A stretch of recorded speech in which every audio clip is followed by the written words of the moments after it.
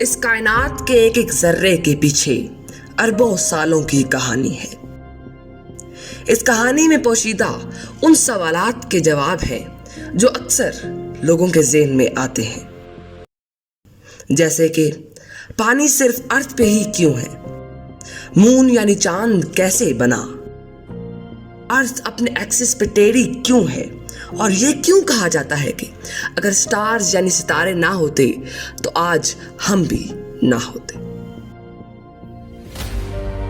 یہ کہانی ہے ہماری کائنات، ہماری یونیورس کی، اور دی آل راؤنڈرز کی اس نئی documentary series the story of our universe میں ہم آپ کو اسی کہانی اور اس سے متعلقہ واقعات سے متعارف کروائیں گے، اور امید ہے کہ اس سیریز کے اختتام میں آپ کو ان سوالات کے جواب مل جائیں گے۔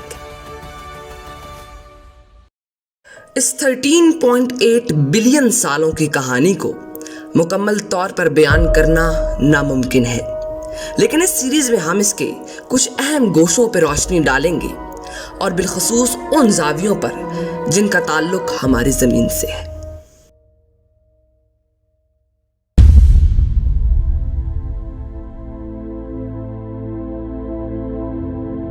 گریوٹی، جسے اردو میں کشش ثقل کہا جاتا ہے، ایک ایسی فورس آف اٹریکشن ہے جس کی بدولت آج ہم اس زمین پر کھڑے ہیں۔ یہ وہی فورس ہے جو ہمارے ایٹماسفیئر کو زمین سے ہٹنے نہیں دیتی۔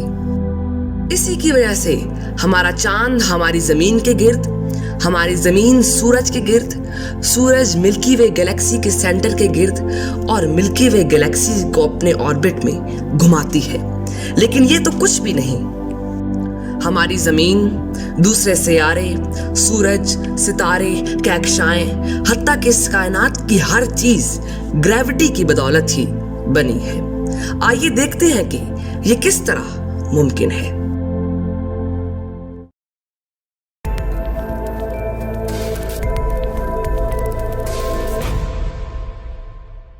اس کہانی کا آغاز اس وقت سے ہوتا ہے جب ہماری کائنات ایک گولے کی مانند تھی۔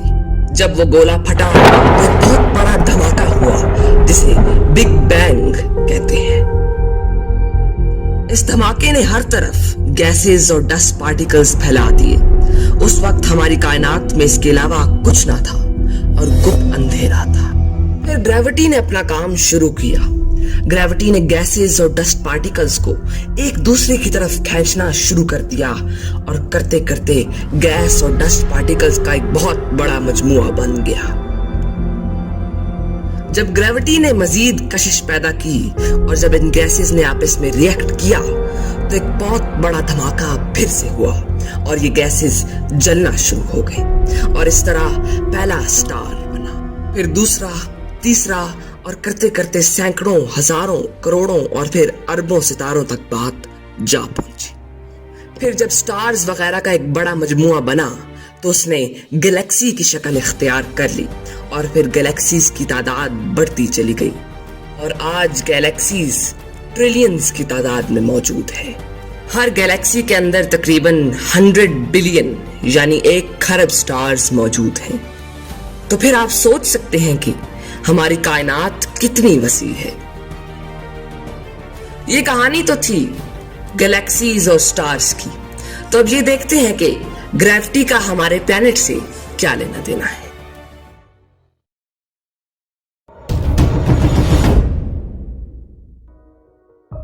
$4.6 بلین سال پہلے جب دوسرے ستاروں کی طرح ہمارا سورج بنا، اس کے ساتھ ہی ہمارے پلانٹ کی کہانی شروع ہوتی ہے۔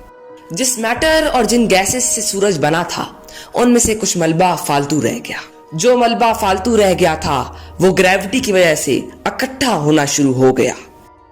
پھر with the passage of time وہ بڑا ہوتا چلا گیا، اور اس نے پلانٹس کی شکل اختیار کر لی، اور ان میں سے ایک پلانٹ ہماری زمین بھی تھی۔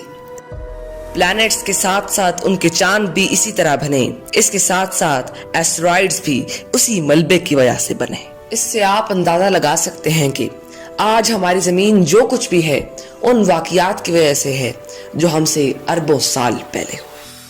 اب بڑھتے ہیں گریوٹی کے اگلے کمال کی طرف۔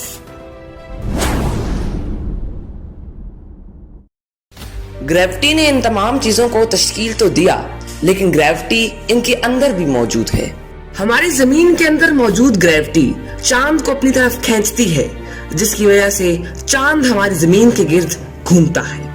इसी तरह सूरज की ग्रेविटी हमारी अर्थ को खींचती है, जिससे हमारी अर्थ सूरज का चक्कर लगाती है। और इसी तरह सूरज मिल्की वे यानी कि वो गैलेक्सी जिसके अंदर हम मौजूद हैं, उसके सेंटर का चक्कर लगाता है। और मिल्की वे गैलेक्सी आज खुद भी ग्रेविटी की वजह से एक मखसूस पाथ में घूमती है। और तो और अर्थ के अंदर मौजूद ग्रेविटी उसके ऊपर तमाम चीजें जो मौजूद हैं उन्हें खींचती है, जिसकी वजह से आज हम इस जमीन पर खड़े हैं।